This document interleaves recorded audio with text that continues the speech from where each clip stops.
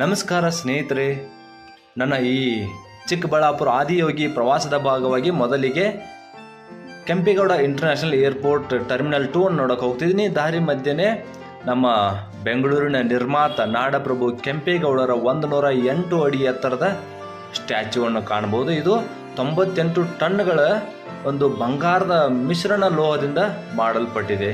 ಅವರಿಗೆ ಒಂದು ನಮಸ್ಕಾರ ಮಾಡಿ ಟರ್ಮಿನಲ್ 2 ಅನ್ನು ನೋಡೋಕೆ ಹೋಗೋಣ.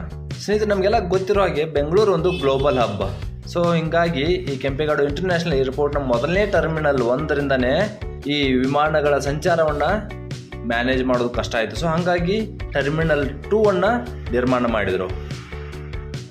ಅತ್ಯಾಧುನಿಕ ಸೌಲಭ್ಯಗಳನ್ನ ಹೊಂದಿದಂಥ ಎತ್ತ ನೋಡಿದ್ರತ್ತ ಗಿಡ ಮರಗಳು, ಸಸ್ಯಗಳು ಮತ್ತು ಬಿದಿರುಗಳನ್ನು ಉಪಯೋಗ ಮಾಡಿಕೊಂಡು ಈ ಒಂದು ಟರ್ಮಿನಲ್ 2 ಅನ್ನು ನಿರ್ಮಾಣ ಮಾಡಲಾಗಿದೆ.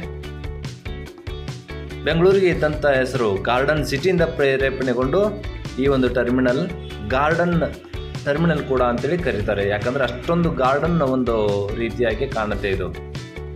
ಇಲ್ಲಿ ಒಳಗಡೆ ಬಿಡಲ್ಲ ನಮಗೆ, ಆದರೆ ಇಲ್ಲೇ ನಿಂತ್ಕೊಂಡು ನಾವೆಲ್ಲ ಈ ಒಂದು ಅಂದವನ್ನು ನೋಡ್ಕೋಬಹುದು. ಜೊತೆಗೆ ಇಲ್ಲಿ ವಿಮಾನಗಳು ಕೂಡ ಹಾರೋದನ್ನು ಕಾಣಬಹುದು ಸ್ನೇಹಿತರೆ.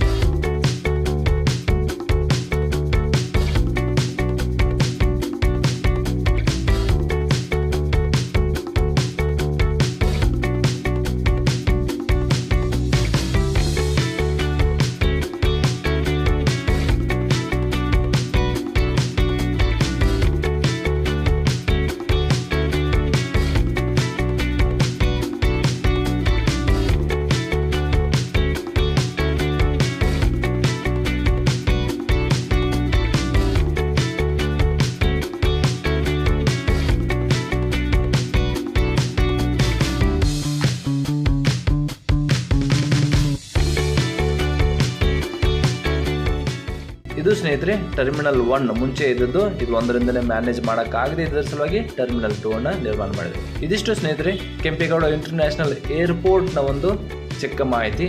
ಇದರೊಟ್ಟಿಗೆ ನಾನು ಕಣಿವೆ ಬಸವಣ್ಣ ದೇವಸ್ಥಾನಕ್ಕೆ ಹೋಗ್ತಾ ಇದ್ದೀನಿ. ಅದು ಬೆಳೆಯುತ್ತಿರುವ ಬಸವಣ್ಣ ಕೂಡ. ಸೊ ಹಂಗಾಗಿ ಆ ದೇವಸ್ಥಾನಕ್ಕೆ ಹೋಗೋಣ ಬನ್ನಿ.